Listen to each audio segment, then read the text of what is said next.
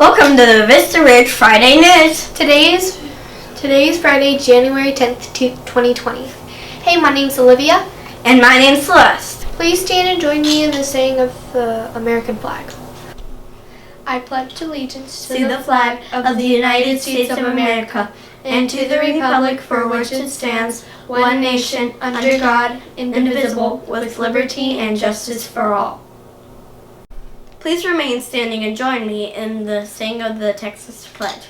Honor the Texas flag. I pledge allegiance to thee, Texas, one state under God, one and indivisible. Please remain standing for a moment of silence.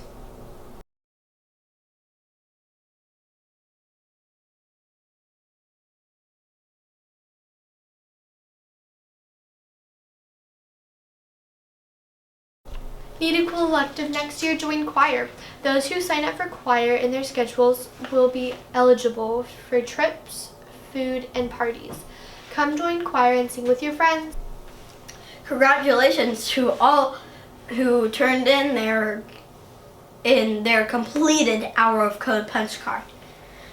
Labida Zahad, Brianna Slaughter, Sammy Francis, Jaden Ferguson, Christopher Montreal, Hayden Murphy, and yours truly, Celeste Colby. Please stop by the library and pick up your poster. If you still haven't completed your punch card, it is not too late to turn it in. Did you put a book on hold? Check your email. Miss Knight will email you when your book is available. Six Flags reading for 5th and 6th grade. Do you want a free Six Flags ticket? Keep track of your reading. Your ELA teachers will have the forms next Monday. Dream Big Marathon is still going on. Here are a few of your teachers reading about Dave McGillivray. Dream Big, a true story of courage and determination. Written by Dave McGillivray and Nancy Fear. Read to you by the Vista Ridge teachers.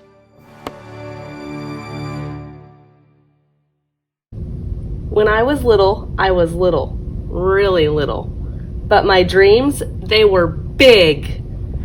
I dreamed of being an athlete, a professional athlete. Someday I'd shoot hoops for the Celtics, play second base for the Red Sox, and score touchdowns for the Patriots. My dreams were big, but I was small. The kids at school never let me forget it, ever. When they picked teams at recess, I was always the last one picked, and I mean last. I tried out for lots of teams, but I was never given a chance. After I tried out for the basketball team, the coach sighed and shook his head. You're a great athlete, Dave. You're just a little too little. This gave me an idea. I ran straight home and up to my room. With a thick, black, permanent marker, I made a sign. I stuck it over my bed with a little bit of tape and a lot of hope. As I got older, I did grow a little bigger, but not a lot bigger. When I woke up on my 12th birthday, I decided to try a new sport, running. No tryouts required. I laced up my sneakers and ran all the way around a huge pond near my house. As I rounded the last corner to home, there was my favorite person in the whole world. Grandpa, I panted, I just ran all the way around Spot Pond. Wow, he cheered. That's about 5 or 6 miles, I'd guess. Guess what else I said? When I get bigger, I'm going to be a professional athlete. Dave, Grandpa began gently, sometimes in life, things don't work out the way you want, and you have to find a different way. Maybe if you can't be big, you can do something big. After 2 scoops of chocolate chip ice cream with Grandpa, I felt so good I ran around the pond again. I ran 12 miles on my 12th birthday. I had started something big. On my 13th birthday, I did it again, but I added an extra mile. On my 14th birthday, I ran 14 miles, 15 on my 15th, 16 on my 16th, and you guessed it, 17 miles on my 17th birthday. All this running inspired another big dream. Someday, I'll run the Boston Marathon. A marathon is a long race, more than 26 miles. I had never run that far before, but how hard could it be? So at age 17, with very little thinking or training, and a borrowed race bib, I decided to run it. Grandpa, I'm going to run the Boston Marathon today. Today? Grandpa asked, surprised. But Dave, you haven't trained for the marathon. Are you sure you're ready? Sure, I'm sure, I replied. Tell you what, you do your best, and I'll walk over to the course and cheer you on. Grandpa promised. Deal, I said. I'll wave to you as I sprint by. There I was, at the starting line of the Boston Marathon in 1972. Runners, on your mark, get set, bang! The starting gun went off, and off I ran, fast. I had been dreaming of this race for a long time. In my dream, I sprinted across that famous finish line, breaking the tape, my arms raised with victory. I just knew I could do it. Wow, was I wrong. At mile 18, I collapsed in a heap on the sidewalk. I couldn't run even one more step. An officer helped me up and into his police car. With the lights flashing, he sped me to the hospital. The doctor said that I would be fine, but I wasn't thinking about me. All I could think about was Grandpa. He was probably still out on the race course waiting. Later that night, when I was back home, Grandpa called. "Where were you?" he said. "I was waiting for you." "I just couldn't do it," I groaned. "I failed." "No," he said calmly. "You didn't fail. You discovered something." "I did?" I asked, rolling my eyes. "Yes, you discovered that big dreams don't just come true. They take work, hard work. I'll make you a deal. If you train and work hard, I promise I'll wait for you next year and cheer you on." "Deal," I said. "I'll wave to you, Grandpa, as I sprint by." "Sprint?" Grandpa laughed. "Just finish this time." I trained every day, running miles and miles to get ready. Sometimes, though, things don't work out the way you want. Just 2 months into my training, something unimaginable happened. My grandpa died. He wouldn't be waiting for me on the race course. I decided to keep my end of the deal anyway. I'd run the Boston Marathon. This time, though, I'd finish it for him. The day was finally here for my second Boston Marathon. I had trained, I had worked hard. By that morning, I woke up sick. Sometimes things really don't work out. "I'm still going to run," I told my worried mom. "Are you sure?" she asked. "You don't look so good." "Sure, I'm sure," I whispered. "I'm running for Grandpa." I didn't feel great, but there I was at the starting line. "Runners, on your mark, get set, bang!" Off I ran, speeding past the mile 1 marker. Mile 2, mile 3, so far, so good, I thought. My legs and lungs remembered all their training. Mile 4, mile 5, mile 6. I wish Grandpa could be here.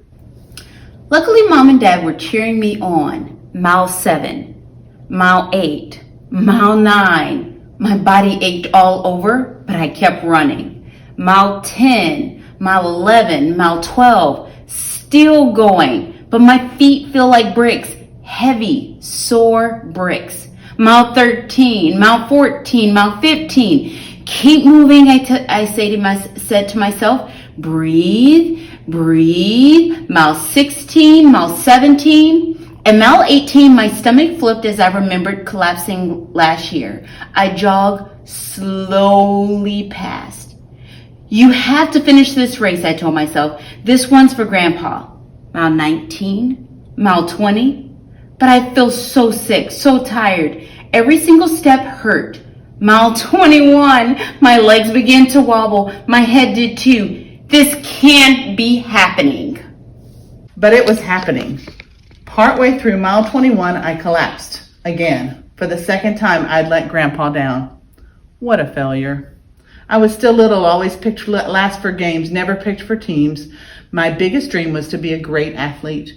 I slumped on the sidewalk, completely defeated. It was the end of the road for me. I guess they'll call this part of the Boston Marathon Heartbreak Hill for a reason. Sometimes in life things don't work out the way you want. I sobbed into my hands. Really? How about all the time things don't work out?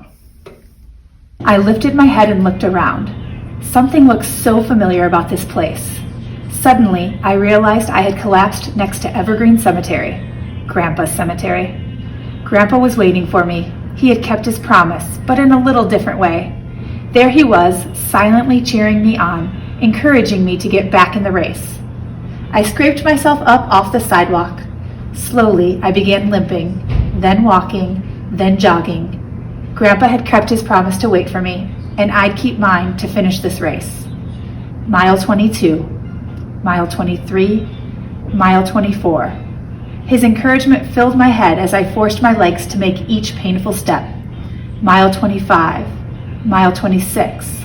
The crowds, the cheering. Keep going, you're almost there. You can do it.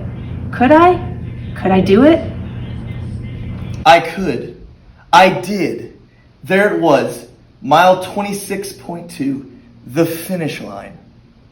As I stumbled across the finish line, I threw my arms up in the air and gasped, "Grandpa, we did it!" Since that day, I've run every Boston Marathon. Every single one. And guess what? I always come in last.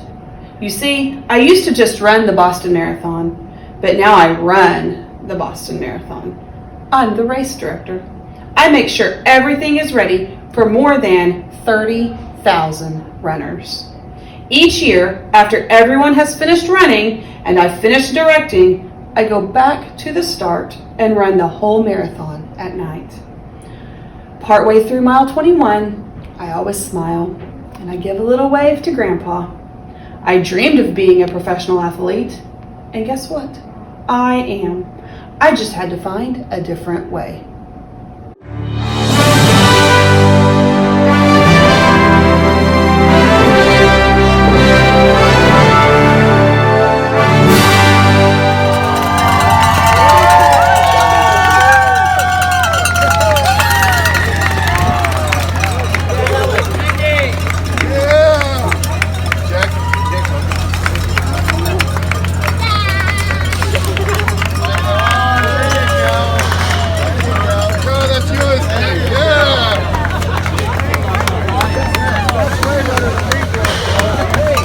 Return for the man who's bouncing back just 6 months after triple bypass surgery.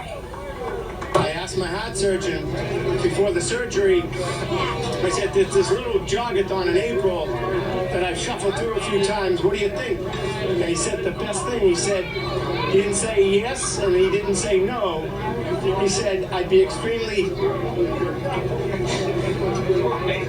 disappointed if you couldn't do it. And I did it! Keep reading, keep running, and keep reaching out with kindness. Forms are available in the library. Large posters for reaching out with kindness and running are located in the library and by the gym. Initial the sign when you complete the acts of kindness or run a mile. Parents can check their email for a link to buy your yearbooks.